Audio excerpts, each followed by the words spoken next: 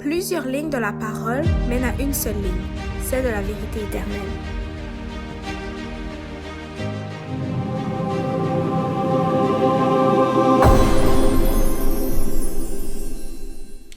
Donc, bonjour à tous et bienvenue à ceux et celles qui ont pu être parmi nous maintenant pour écouter la parole de Dieu et donc finir ce séminaire, puisque c'est notre dernière présentation après ces 2 jours de séminaire. Et il y aura par la suite un question-réponse et je vous prie pour ceux qui ont des questions et des réponses de pouvoir être présents pour poser vos questions. Donc, c'est pas obligé d'avoir eu 30 questions. Si vous avez une question, c'est parfait. Donc, nous allons prendre peut-être une trentaine de minutes, peut-être 40 minutes pour répondre aux questions pour ceux qui ont des questions au sujet de recevoir le Saint-Esprit. Et donc, aujourd'hui, nous allons terminer sur un sujet qui est très important pour nous, puisque ça nous touche personnellement, et c'est la pluie de l'arrière-saison, la maturation du chrétien.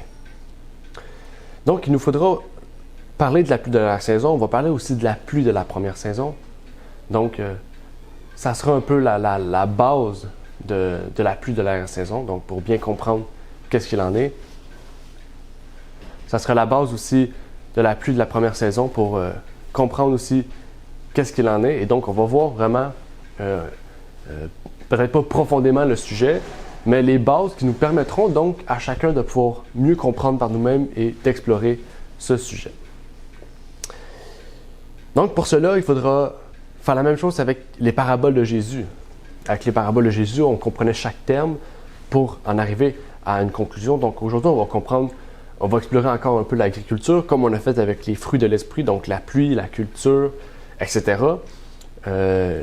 Et donc, on va prendre le verset du jour, un verset qu'on a lu aussi récemment, un verset dans Joël 2, verset 23, qui nous dit « Et vous, enfants de Sion, soyez dans l'allégresse et réjouissez-vous en l'Éternel, votre Dieu, car il vous donnera la pluie en son temps. Il vous enverra la pluie de la première et de l'arrière-saison, comme autrefois. » Et donc, avant de commencer, j'aimerais faire une courte prière avec vous. Et par la suite, on pourra entamer et donc comprendre ce qui nous est dit dans Joël 2. Notre Père qui est aux cieux, j'aimerais te prier, Seigneur, pour te remercier de nous permettre de comprendre ta parole, Seigneur. Puisses-tu nous permettre de comprendre tout ce qui en est de ta parole, Seigneur, surtout au sujet du Saint-Esprit, au sujet de ta puissance que tu veux nous envoyer, Seigneur. Et en comprenant cette puissance, nous allons pouvoir donc recevoir cette puissance, Seigneur. La puissance que tu as promis à tes apôtres. Et donc, je te prie de nous éclairer, de nous permettre de nous ouvrir notre esprit pour que nous puissions comprendre tout ce qui en est, Seigneur. C'est ma prière non pas seulement pour moi, mais pour tous ceux et celles qui recherchent, Seigneur, à recevoir cette puissance du Saint-Esprit. Et donc, je te remercie pour ces choses au nom de ton Fils Jésus-Christ. Amen. Amen. Donc, la première chose à voir et à comprendre, c'est donc de se situer dans le contexte de l'époque, et même encore aujourd'hui. Ici, on nous parle de la pluie de l'arrière-saison ou de la première saison. Joël, vivait dans un endroit qu'on appelle aujourd'hui la Palestine, donc à l'époque qui était la Judée. Et donc, il faudra comprendre d'après ce mode de vie-là, parce que la pluie de la première saison, de l'arrière-saison, nous, on n'a pas l'habitude d'avoir cela.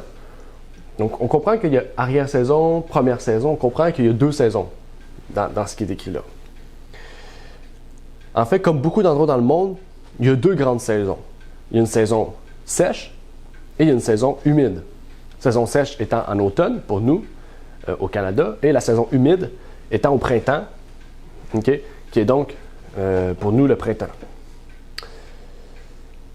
Et en fait, la pluie de la première saison est une pluie qui vient assouplir le sol à un tel point en fait que les fermiers peuvent venir labourer le sol et donc planter les graines. Donc en fait, on voit que pour avoir une bonne pluie d'arrière-saison, il faut déjà une bonne pluie de la première. Pour avoir une bonne pluie de la première, il faut une bonne pluie de l'arrière aussi. Donc on comprend vraiment que c'est quelque chose qui se suit.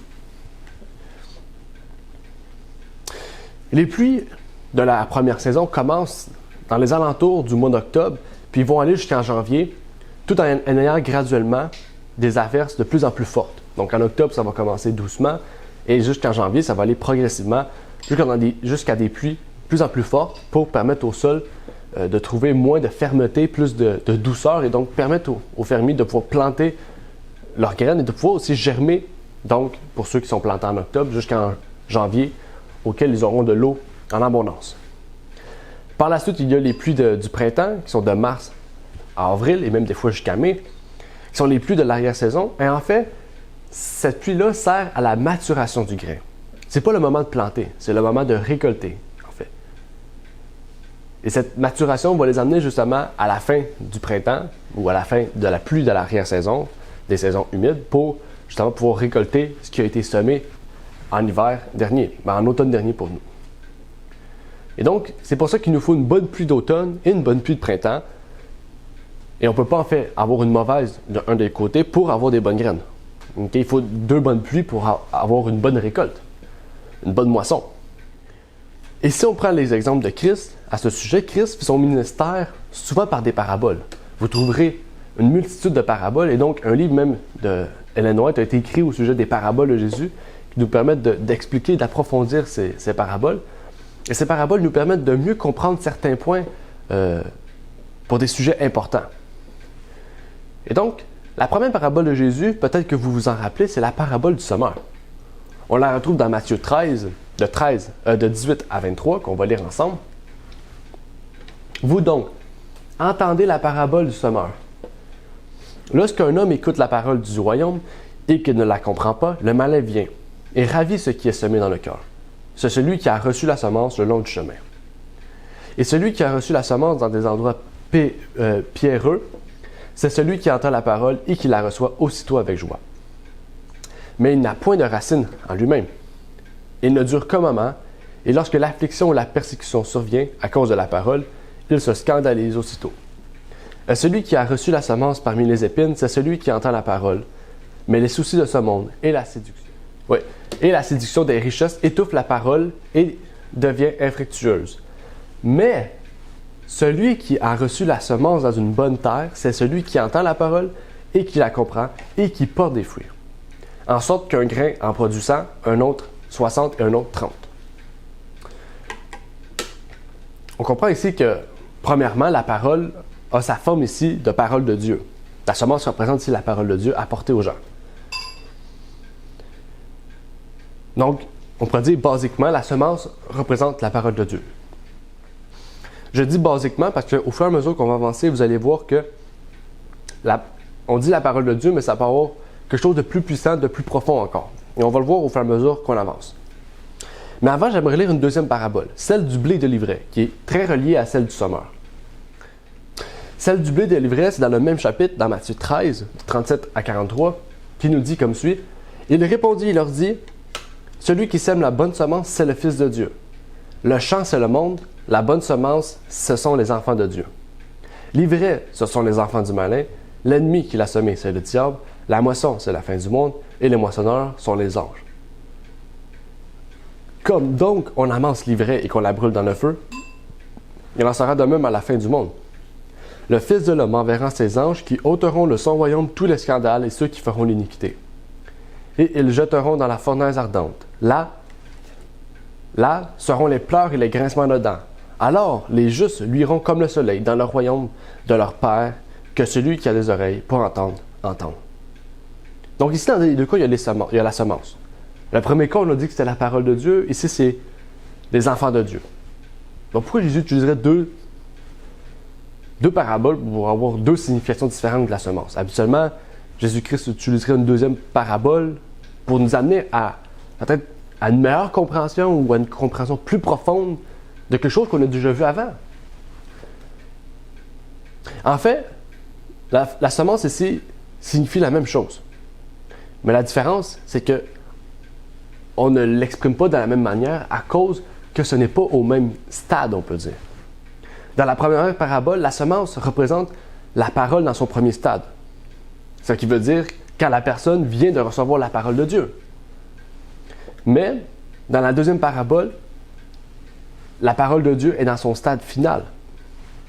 Donc ça veut dire qu'elle n'est plus seulement la parole de Dieu, mais elle est maintenant le symbole du fruit que porte la parole de Dieu dans la vie du chrétien. Donc au début, on comprend, la parole de Dieu que le chrétien reçoit est comme une semence, mais à la fin, on pourrait dire au dernier stade de la parole, à la maturation du chrétien, à la maturation du grain, la parole de Dieu n'est plus seulement ce que le chrétien reçoit, mais la parole de Dieu, c'est le chrétien. Le chrétien est en fait celui qui va porter des fruits à l'autre. Donc, on voit que la parole de Dieu a eu un effet sur la personne qui l'a amené à être lui-même maintenant un type de la parole de Dieu pour amener les gens à Dieu. Donc, on comprend que dans les deux cas, c'est la même chose. La différence, c'est que la première fois, la parole est montrée comme étant, on pourrait dire, le sujet. Le chrétien reçoit la parole, donc la graine est plantée, mais à la fin, la personne qui a reçu la parole est maintenant rendue mature dans la parole. Donc, il est maintenant une personne qui va faire de lui aussi d'autres personnes qui vont recevoir la parole. Donc, ce grain-là est rendu une plante qui va faire d'autres grains. Donc, il va emmener d'autres personnes à la parole, qui vont avoir d'autres chrétiens matures, qui vont donner des fruits, etc. Vous comprenez, c'est un arbre vraiment là. Donc, on comprend ici que dans les deux cas, on parle de le même sujet, mais pas, on pourrait dire, au même stade ou au même grade de maturation, on pourrait dire, de la semence, ou même, ici, on pourrait dire, de la personne. Maintenant, il nous faudra voir la pluie. Dans la Bible, la pluie est symbolisée par les doctrines ou les enseignements. On va prendre par exemple Deutéronome 32, versets 1 et 2, qui nous explique ce fait. « Cieux, prêtez l'oreille, et je parlerai, et que la terre écoute la parole de ma bouche. Ma doctrine coulera comme la pluie. Ma parole tombera comme la rosée, comme des ondes sur la verdure, comme des pluies abondantes sur l'herbe.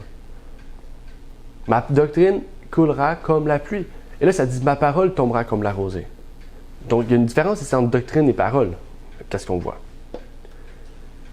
La semence est la parole, mais elle est aussi le fruit de la parole dans le croyant par son caractère. OK? On va prendre un exemple. Le chrétien reçoit la semence, OK? Reçoit la parole, la pluie tombe dessus, donc ça veut dire qu'il reçoit la doctrine de Christ, il reçoit la vérité sur lui, ça le fait maturer en tant que chrétien. OK? Donc c'est ça un peu. OK? Et on l'a vu hier, la rosée de Dieu, la rosée du ciel, c'était la parole. OK? Donc en fait, chaque jour, le chrétien va recevoir la parole qui va lui permettre donc de recevoir la pluie, la doctrine, la vérité. Donc on comprend la pluie, c'est la doctrine ou l'enseignement de la parole. Mais la rosée est la parole en tant que telle. OK? Donc, on voit vraiment que c'est similaire, mais c'est pas la même chose. C'est vraiment ensemble. Lorsque l'on parle de pluie, on parle d'enseignement qui va venir apporter donc un soutien de ce qui a été déjà semé. Donc, ce que la parole aura déjà semé, la pluie vient ajouter à cette parole-là. Il ne vient pas détruire à cette parole-là. Cet enseignement en Deutéronome que nous venons justement de voir est celui qui nous communique l'Esprit. Et aussi, on peut dire que c'est l'Esprit qui nous apporte l'enseignement. Okay? Donc, c'est de là qu'on dit, souvent on dit la pluie de la saison, c'est la puissance de l'Esprit. Okay? On l'a vu, c'est l'Esprit, la pluie, c'est la doctrine. On peut recevoir la doctrine par la parole, mais on reçoit la doctrine surtout parce que Jésus-Christ nous apporte cette doctrine. Son Esprit nous apporte cette doctrine. La Bible nous dit dans Proverbe 1, verset 23, « Voici, je vous communiquerai de mon esprit en abondance, je vous ferai comprendre mes paroles. » Okay? Donc, il va nous faire comprendre ses paroles. Comment? En nous faisant découvrir les doctrines, les enseignements bibliques véritables. La vérité, qu'on appelle aujourd'hui la vérité présente. Et souvent dans l'hébreu, on répète 2 ou 3 fois une phrase voulant dire la même chose. On ne la répète pas de la même structure, d'une structure différente, d'une façon différente. Des fois, on peut le répéter même de la même manière. Et c'est pour mettre de l'emphase, en fait, sur ce qui va être dit. On dit des fois, par exemple, en vérité, on voit ici que Jésus nous met de l'emphase sur cette phrase-là. OK? Il veut vraiment qu'on se rappelle de ces choses-là. Et même nous aussi, on le fait d'une façon différente. Mais des fois, on va dire une phrase, on va la répéter plusieurs fois pour amener les gens à comprendre ce que ça veut dire. Et ce que nous comprenons ici dans Proverbes, c'est que la révélation de la parole de Dieu est le déversement de l'Esprit de Dieu. C'est l'Esprit qui nous permet de comprendre la parole. C'est l'Esprit qui nous permet de comprendre sa parole et de nous révéler donc les doctrines bibliques de la parole. L'Esprit ne va jamais nous révéler quelque chose qui n'est pas vrai. Pourtant, il y a beaucoup de chrétiens qui disent aujourd'hui « Ah, Dieu m'a révélé que l'enfer existait. Dieu m'a révélé que le dimanche existait. » Comment Dieu peut révéler quelque chose qui n'est pas révélé elle-même dans la parole? Pour dire que c'est des choses qui viennent de la tradition de l'homme. Ici, le mot dans Proverbe, c'est « communiquer ». Dans d'autres versions, on retrouve le terme « déverser ». Quand vous prenez la concordance Strong et que vous allez voir « communiquer », dans certaines versions, il est traduit « déverser ». Et quand vous pensez à déverser, vous pensez à pluie. La pluie déverse. Donc, Dieu va nous déverser son esprit en abondance pour comprendre ses paroles. Souvent, on se dit, l'esprit, c'est comme une puissance, mais l'esprit, c'est pas seulement, il nous envoie pas seulement une puissance, des dons de l'esprit. Parce que d'abord, qu'est-ce qu'il doit faire l'esprit? Rappelez-vous, hier, on l'a vu, l'esprit nous réprime en nous poussant à aller fouiller la parole et donc à comprendre la vérité pour ensuite être, on pourrait dire, joyeux et nous donner donc ces dons, puisque nous avons atteint la maturation. Donc, la pluie est le déversement de l'esprit, ou la révélation, ou la communication d'un enseignement. Et Jésus a répété cette même idée dans Jean 6, verset 63. C'est l'esprit qui vivifie, la chair ne sert de rien, les paroles que je vous ai dites sont esprit et vie. Jésus nous dit que ces paroles sont esprit et vie. Donc, quand on lit les évangiles, okay, quand on lit les évangiles, qu'est-ce que Jésus a dit, la vie de Jésus, on comprend que son enseignement est esprit. Quand on lit sa parole, c'est comme si on lisait ce que l'esprit nous révèle. Donc, il faut comprendre ce qu'on lit. Il faut, en fait, quand on lit, on doit se dire aussi que c'est la vérité. C'est pas seulement des mots sur une page blanche. On pourrait dire, oui, le papier, ça reste... La Bible, en tant que telle, le papier ici reste quelque chose d'humain, de matériel. Mais l'idée derrière, qu'est-ce qui est développé dans ce livre? Ce sont des choses qui, en fait, viennent de l'Esprit de Dieu. Pour conclure, en fait, sur ce point de la pluie, les pluies de la première et de l'arrière-saison, en fait, montrent l'expérience de l'Église du Christ. La croissance, c'est surtout la maturation de cette semence. En fait, la pluie de la première et de l'arrière-saison ne viendra pas nous faire grandir pour arriver plus tard à une maturation. Ne viendra pas nous amener seulement à, on pourrait dire, à une subite connaissance totale de la Bible ou une subite arrivée à la vérité.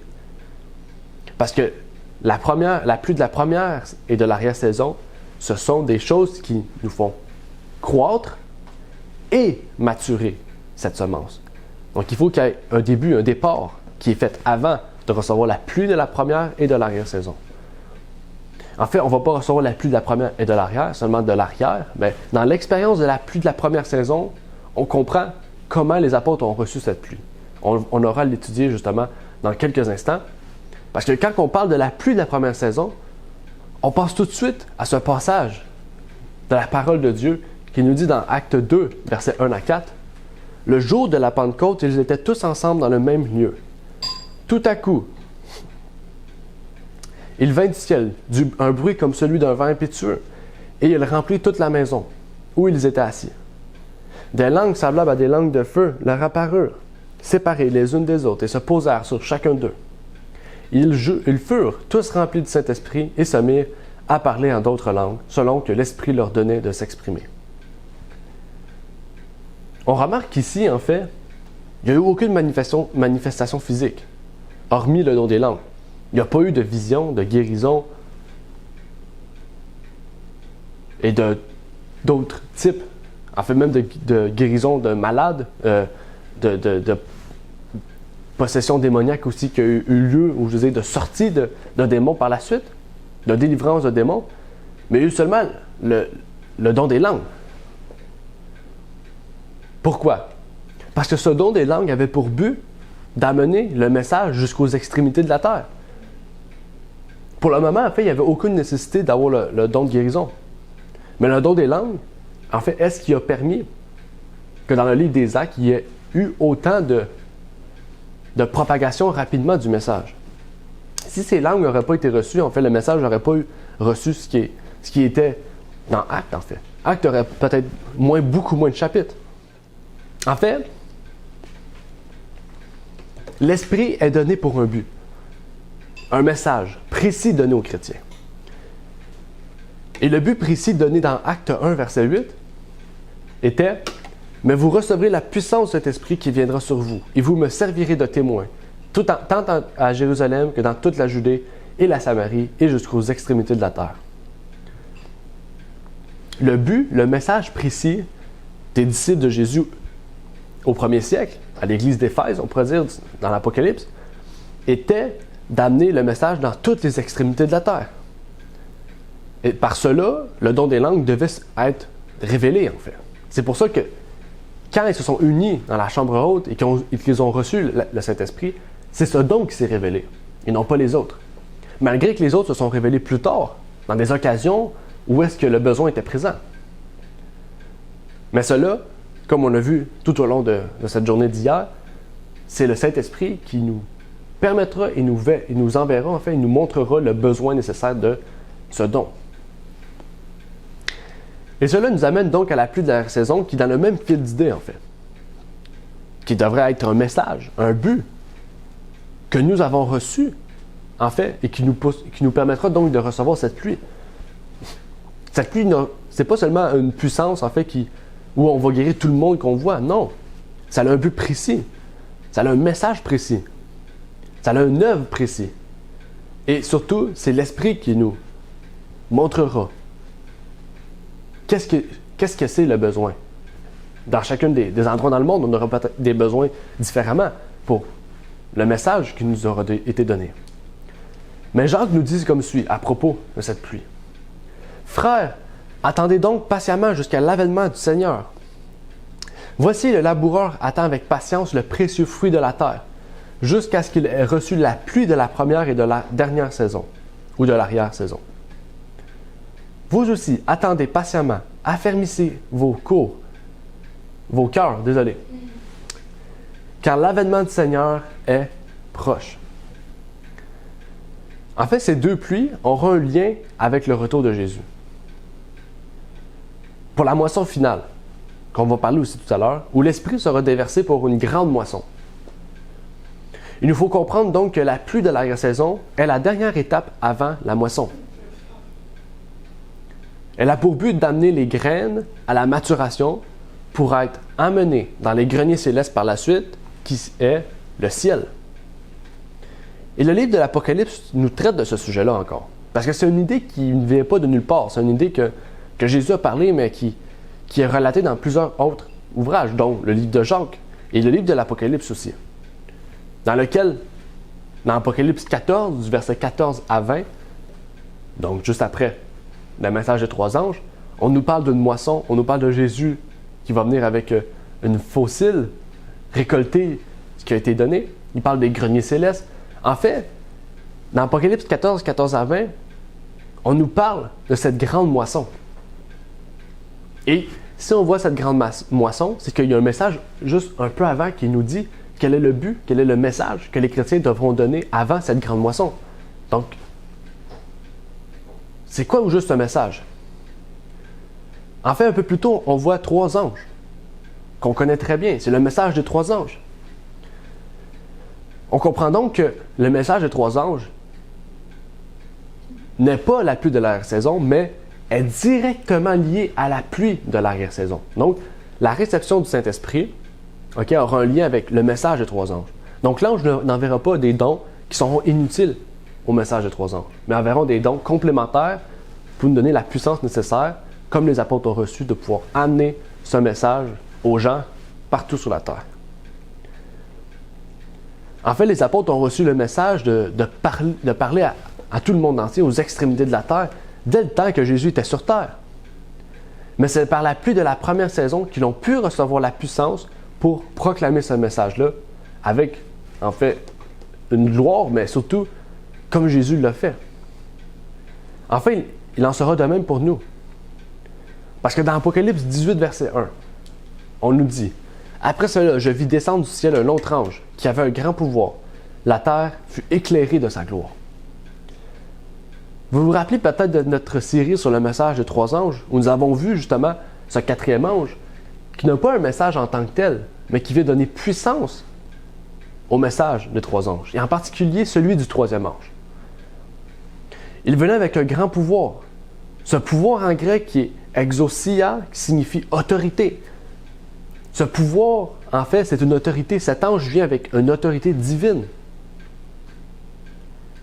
Cette autorité céleste du Dieu unique nous permet à cet ange, en fait, de refléter cette gloire venant de Dieu. Puisque cet ange vient directement du trône, donc il vient directement il n'était pas sur le trône, mais il vient directement d'où ce qui était Dieu, donc du trône. En fait, il a ramené une puissance, il a ramené une autorité et une gloire. Et la terre fut éclairée. Cette gloire, on en a parlé à quelques reprises dans la parole. On pourrait parler d'Étienne, justement, qui a été lapidé et que les Sadducéens et les pharisiens ont vu comme ayant la gloire de Dieu. Ils ont dit comme la gloire d'un ange. Il reflétait cette gloire divine. Mais nous avons parlé aussi hier d'un cas particulier, où est-ce qu'on a dit dans Exode 33, versets 18 et 19, « Et Moïse dit, je te prie, fais-moi voir ta gloire. Et l'Éternel répondit, je ferai passer toute ma beauté devant ta face, et je crierai devant toi le nom de l'Éternel. Je ferai grâce à qui je ferai grâce, et j'aurai compassion de qui j'aurai compassion. » Donc, nous avons vu ça hier. Nous avons vu le message aussi, le passage un peu de temps plus tard, dans Exode 34, versets 6 et 7, en fait, qui est la réponse de Dieu face à sa bonté, à son nom, parce qu'on n'a pas la réponse ici. Dieu a dit, je te montrerai ma bonté et mon nom, en réponse à la gloire que Moïse voulait voir de Dieu. En fait, voici ce qui est écrit dans Exode 34, 6 et 7. « Et l'Éternel me passa devant lui et cria, « L'Éternel, l'Éternel, le Dieu miséricordieux et compatissant, lent à la colère, abondant en grâce et en fidélité, qui conserve sa grâce jusqu'à 1000 générations et qui pardonne l'iniquité, le crime et le péché. Mais ne tient point le coupable pour innocent, qui punit l'iniquité des pères sur les enfants et sur les enfants des enfants jusqu'à la 3e et à la 4e génération. » En fait, la gloire de Dieu dans la Bible, je vais répéter un peu ce qu'on a dit hier, ça ne signifie pas une lumière incroyablement blanche et lumineuse qui nous permet de ne pas voir, en fait, la face de Dieu. Oui, on pourrait dire au sens littéral, c'est le cas. Mais ici, comment Dieu peut révéler sa gloire à Moïse? En fait, par son caractère. Et c'est pour ça, en fait, que ce 4e ange vient avec la gloire de Dieu. Parce que ce 4e ange vient donner puissance au message des 3 anges et donc vient nous dire que ceux qui ont reçu le caractère de Dieu sur terre, en fait, reflèteront la gloire de Dieu. Et c'est ce qui viendra donner donc la puissance au messager et donc au message. Cette gloire qu'on retrouve dans Apocalypse 18, mais aussi avec Moïse, et comme j'ai dit tout à l'heure avec Étienne, que vous pouvez aller retrouver dans Acte 7, si je ne me trompe pas, ou Acte 9, en fait, se trouvait aussi en Jésus-Christ. Qu'on nous dit comme suit, « Et la parole a été faite chair et a habité parmi nous, pleine de grâce et de vérité, et nous avons contemplé sa gloire, une gloire comme celle du Fils unique venu du Père. » En fait, Jésus n'est pas venu avec une lumière scintillante, parce que tout le monde aurait cru qu'il était un être divin. Mais il est venu avec un caractère parfait, celui du Père. Et donc, c'est ce que Jésus nous offre pour non seulement être changé de gloire en gloire, mais que nous puissions aussi participer à la divinité et donc au caractère de Dieu. En fait, ce Jésus-Christ qui est venu sur terre est venu refléter le Père par son caractère. Elle est venue refléter aussi ce que l'homme devait être. Et donc, est venu accomplir justement ce que le premier Adam a échoué, à savoir vaincre le péché et donc la mort et la soumission à la mort. Lisons maintenant dans Hébreux 1, versets 1 à 3, ce qui suit à ce sujet. Dieu, ayant autrefois parlé à nos pères à plusieurs reprises et en diverses manières par les prophètes, nous a parlé en ces derniers temps par son Fils, qu'il a établi héritier de toutes choses, par lequel aussi il a fait les mondes, et qui, étant la splendeur de sa gloire et l'empreinte de sa personne, soutenant toutes choses par sa parole puissante, ayant opéré lui-même la purification de nos péchés, s'est assis à la droite de la majesté divine dans les lieux très hauts. Ici, on utilise le terme empreinte, mais si vous retrouvez dans le grec ce terme empreinte, par exemple dans la Strong, qui est en fait la référence par excellence des termes grecs et de l'explication, en fait, le terme empreinte est le terme caractère. Caractère, OK? C'est écrit caractère, qui est le terme caractère. Donc, empreinte, c'est a sa signification grecque pour caractère. Donc, on pourrait traduire le mot empreinte par caractère. On pourrait dire « et qui est en la splendeur de sa gloire et le caractère de sa personne ». En fait, Jésus avait l'expression même, l'expression exacte de Dieu sur terre. C'est pour ça, en fait, que la servante du Seigneur nous dit que Jésus est venu avec sa nature divine et humaine. Parce que Jésus est venu sur terre en gardant le caractère divin, mais avec la nature humaine. Et c'est ça que Jésus veut de nous, en fait. Parce qu'on ne peut pas changer notre nature. On va garder notre nature humaine. Mais Dieu et Jésus veulent qu'on participe à la divinité en ayant le caractère que Dieu avait donné à Adam et qui a été perdu. Notre nature humaine va être changée quand Jésus va revenir. Et donc, pour ça, il faut comprendre le péché, en fait. Si on comprend bien le péché, on va comprendre bien quel est notre besoin et quelle est la solution. L'empreinte est donc ici une signification que Jésus était l'image parfaite de Dieu sur terre. Ce n'était pas le Dieu unique, mais il était la parfaite image de ce Dieu unique. D'où le fait que Christ dit « Si vous m'avez vu, vous avez vu le Père ». C'est pour cela que le sceau n'est pas seulement l'idée du sabbat ou la compréhension du sabbat, mais que le sceau est l'acceptation du caractère de Dieu. Et donc, la marque de la bête aurait le contraire. Ceux qui n'ont obtenu le caractère de Dieu auront le caractère de la bête. Soit par automatisme, okay, parce que ceux qui n'auront pas obtenu le caractère de Dieu auront le caractère de la bête, mais ceux aussi qui auront pris la décision de ne pas vouloir le caractère de Dieu. Et dans tout cela, c'est par l'Esprit de Dieu en fait que le caractère du croyant est transformé à son image. Voici ce que dit l'apôtre Paul à ce sujet. Encore aujourd'hui, quand on lit Moïse, un voile est jeté sur les cœurs. Mais quand ils se convertiront au Seigneur, le voile sera ôté. Or, le Seigneur est l'Esprit. Et où est l'Esprit du Seigneur, là est la liberté. Ainsi, nous tous qui, le visage découvert, contemplons comme dans un miroir la gloire du Seigneur, nous sommes transformés à son image, de gloire en gloire, comme par l'Esprit du Seigneur. Nous sommes transformés à son image. À l'image de qui? À l'image du Seigneur. Le Seigneur était comment? Il était parfait, il avait la gloire du Père. Il avait le caractère du Père. Donc, en fait, l'Esprit du Seigneur, Jésus, nous transforme de gloire en gloire à son image. Donc, au caractère du Père. Donc, c'est quelque chose qu'on peut obtenir. Jésus est venu nous donner un exemple, justement, d'une vie qui peut être menée en parfaite union avec le Père. Et maintenant, c'est en parfaite union avec le Fils, parce que c'est le Fils notre intercesseur. Et donc, ça nous amène vers la conclusion de notre message, qui est un message plus court, mais qui nous a permis de mieux comprendre ce qu'il en était, justement à propos de la pluie de la première et de l'arrière-saison. Et dans Romains 3, 23 à 26, on peut y lire. Car il n'y a point de distinction, puisque tous ont péché et sont privés de la gloire de Dieu.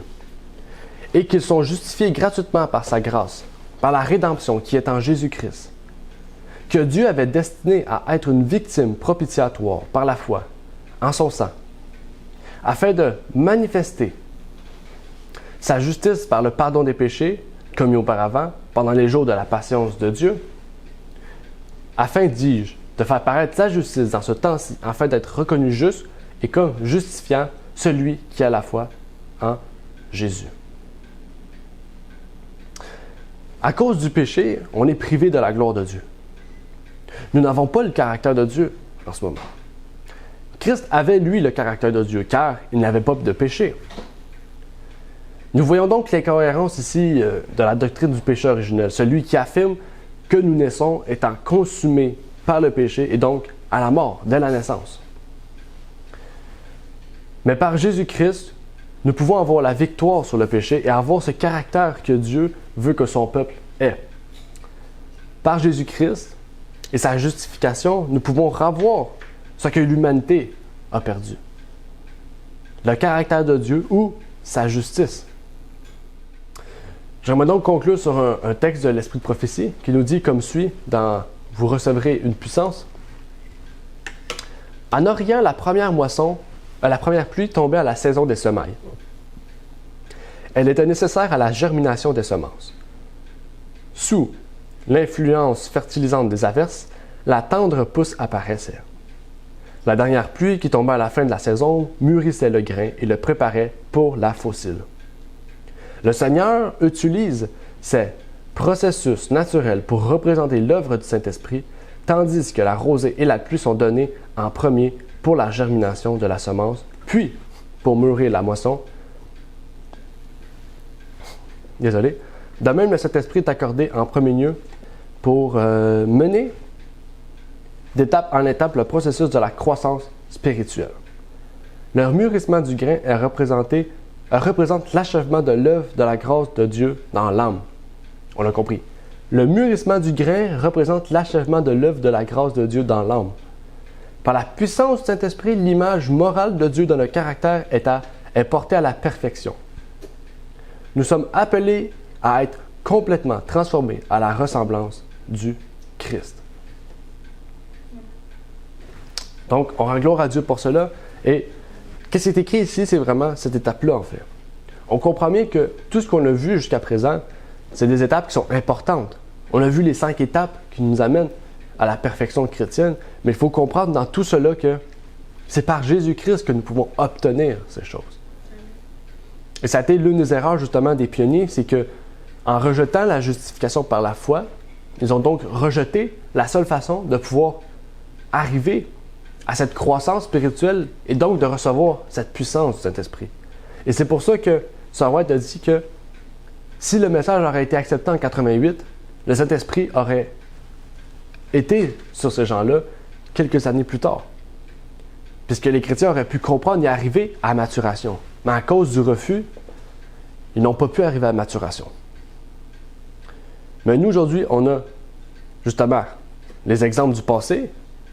N'oubliez pas, la Bible nous parle des exemples du passé à ne pas faire ou à faire s'ils sont bons ou mauvais.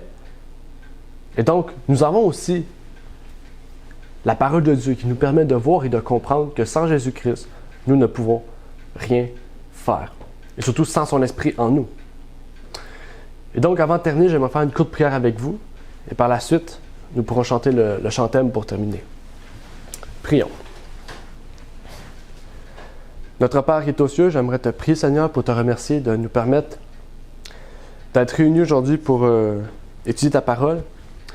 Nous avons donc terminé les messages pour aujourd'hui, Seigneur. Mais puisses-tu, par ces messages, nous permettre de encore plus étudier ta parole et mieux comprendre ce que tu veux nous révéler, Seigneur.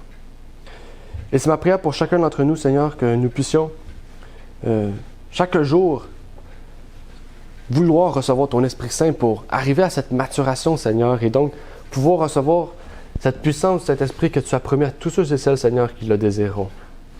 Puisses-tu nous permettre que dans notre vie, nous puissions chercher, premièrement, le royaume de Dieu et sa justice. Puisque ce sont toutes ces deux choses-là qui nous permettront donc de pouvoir arriver à cette maturation, Seigneur.